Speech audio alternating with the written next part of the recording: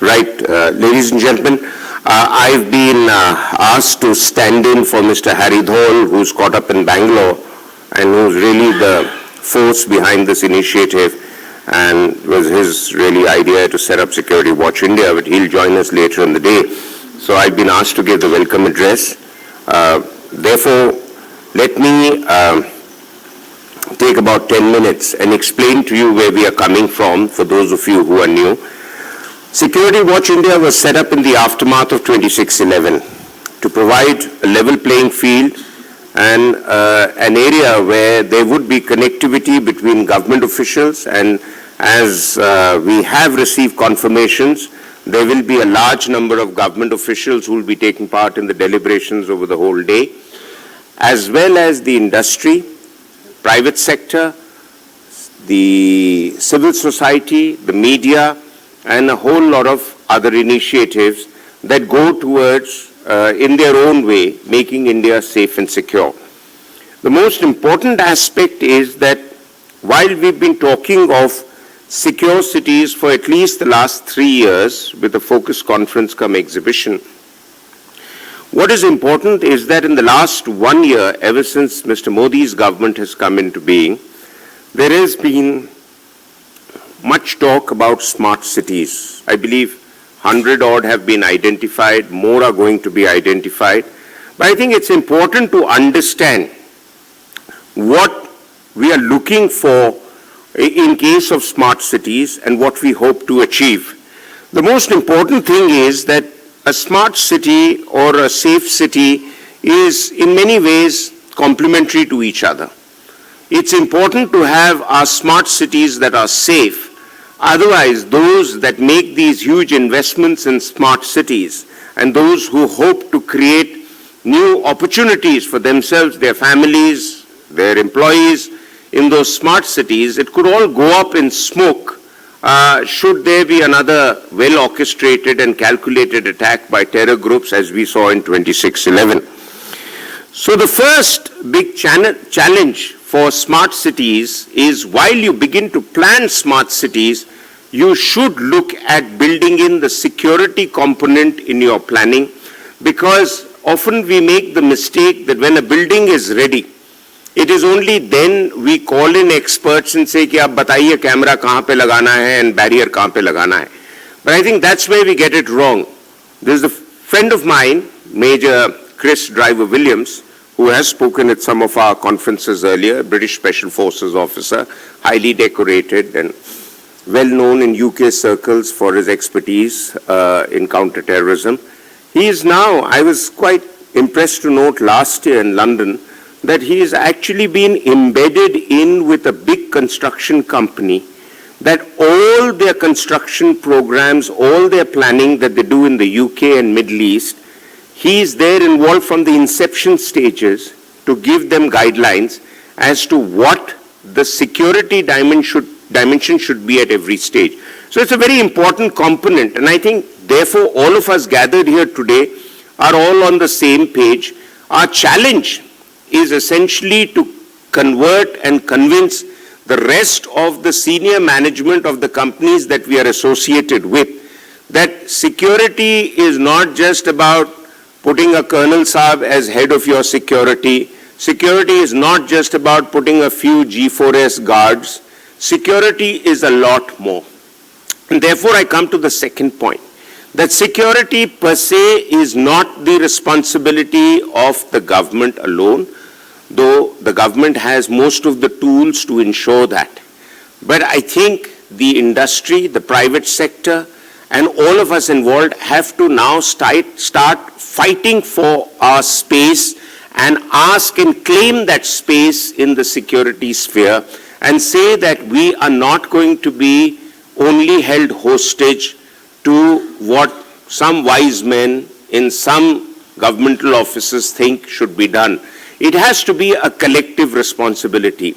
So therefore, I often bring out the example of Project Griffin, which is an initiative in the UK where the British government has been smart enough in cities like London in particular, which has perhaps the largest movement of terrorists and terror groups passing through London, its airports and other systems, though they do not necessarily achieve much in terms of terror attacks.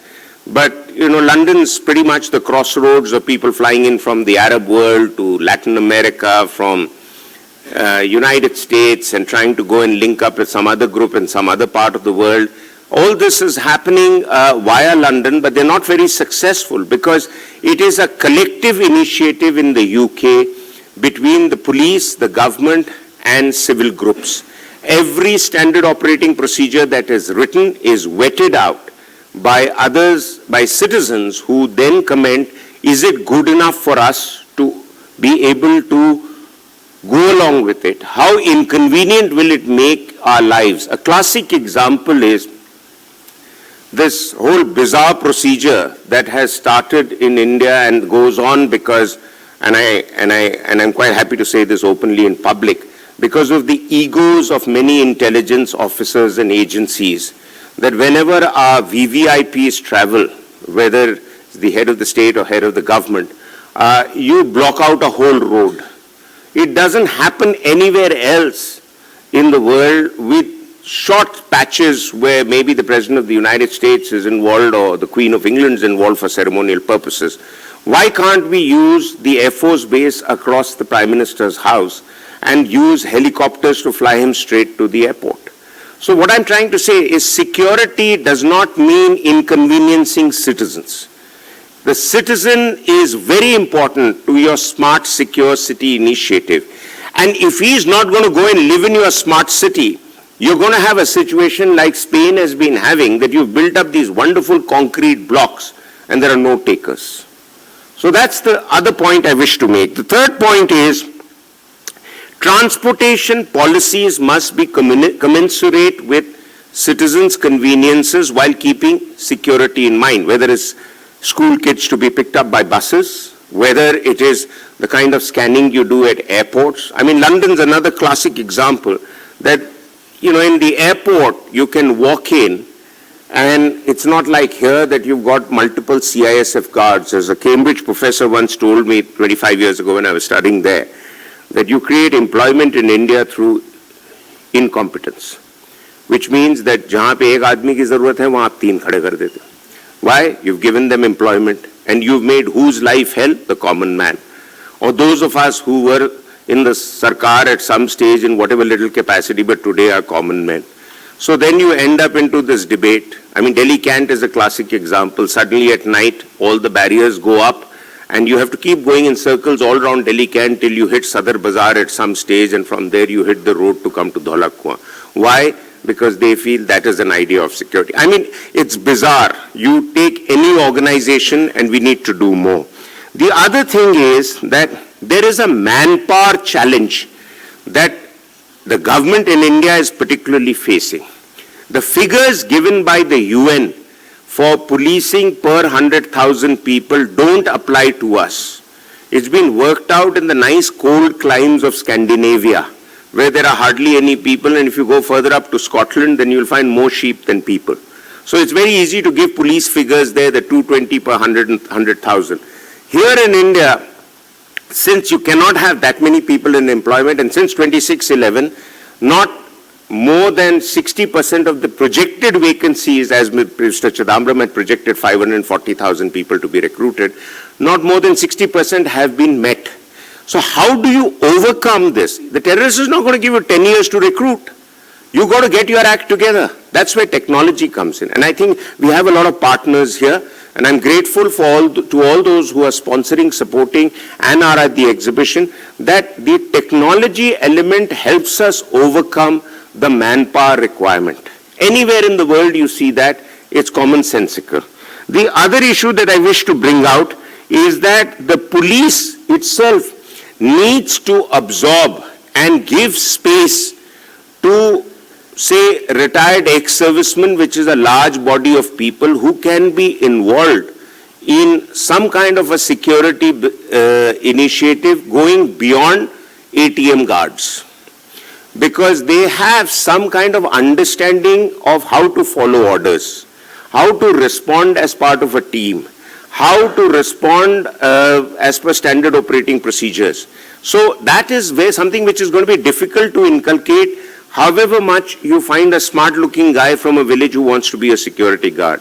So there is an industry there that needs to be better incorporated with our security mechanisms, the police forces, and strengthen our hands. The other two quick issues is that the poorest elements in our society, and they will be there in your so-called secure cities and your glass domes that you may decide to build around cities. That साहब ये तो बिल्कुल secure इलाका है, यहाँ पे तो only people who can live in fancy 7-star apartments can live here, so you're very safe. But even the 7-star apartment wala needs somebody to do jhadu pocha, needs somebody to do basic cleanliness. Are you also going to give them 3-star conveniences to ensure that they are also clean, safe, secure, and not being indoctrinated by anti-safety elements? Could be Nakshals who must be saying कि साहब सबसे पहले ये अमीरों को target करो. So there are elements in those groups, and if you pick up some of the doctrines and the documents that have come out of the Nakshal belt, they are precisely looking at targeting the rich and affluent. So how do you address that fact? वो मेरे घर में काम करती है, 10 साल से काम कर रही है, वो शरीफ है, कुछ नहीं करेगी. But it is then only that people begin to get picked up by somebody in indoctrination. So look at that seriously. The other aspect is all threats need to be countered collectively. So how do we do that? And I would like to sort of quote 6 points from a presentation made in our Securing Asia conference in London by Mr. Jonathan Evans, who was earlier the head of MI5. And the British are, as you know, they don't have the chest-thumping gungoism of the Americans, but they do a lot of things in an understated but a very precise and professional way. So Mr. Evans said that firstly, power rests not just with the government but also with the citizen. It's important to empower the citizen and citizen bodies to ensure safe, secure cities. The second is there must be much greater community engagement. The third is collective intelligence will do a lot more for us than individual bits and pieces of wisdom coming out of this headquarter or the other. General Bhalla would like to correct me or at least agree with me on some of these issues. Then you have the reduction of vulnerability in cities. It's very important to look at more vulnerable areas, whether it's the border fencing of a city area, whether it is a potential place which is a market area or a railway station or something, where it's more likely to have greater impact of terror acts. That has to be given priority in your safe, secure city concepts. There must be much greater technology enablement, as I brought out earlier. There must be much greater integrated governmental responses. You can't have, I was shocked to read the other day that when there was an attempt to do something against Dawood, some experts, some people brought in from Mumbai by one part of our intelligence agencies, and they were to be sent on a mission for covert action against Dawood. And some elements of Mumbai police came chasing them, and before they could take off on a flight to Dubai or Karachi, they were arrested for underworld activities. So the right hand often doesn't know what the left hand does. There has to be much greater synchronization and coordination between all agencies, government, intergovernment, paramilitary, quasi-military, police, quasi-police, the whole works. Unless you have greater integration, you will be operating in watertight compartments.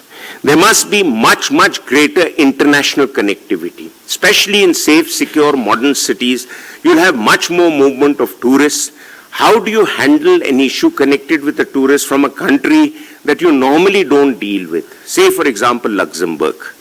What is your connectivity? अब जब तक वो करते रहेंगे, the bad press will build up, and whatever good work you've done would have gone to dogs. And finally, there must be much greater public-private partnership. So I'm sticking to time, ladies and gentlemen. These are my initial introductory remarks, but I'm sure we have excellent sessions and excellent participation that we are expecting all through. May I now, without further ado, invite General J.J. Singh. General J.J. Singh needs no introduction in many circles in this city and across the country, having been the Chief of the Indian Army. He is an officer of the Maratha Light Infantry. He is had a number of distinguished commands, including a strike corps and Western Command. He has also been the governor of Arunachal, where he took on some major studies, particularly with reference to our border threats in the Arunachal. And I am looking for his second bestseller, which should be out very soon. The first being his biography and now a book on China. So without further ado, ladies and gentlemen, may I invite General J.J. Singh kindly to give his keynote address.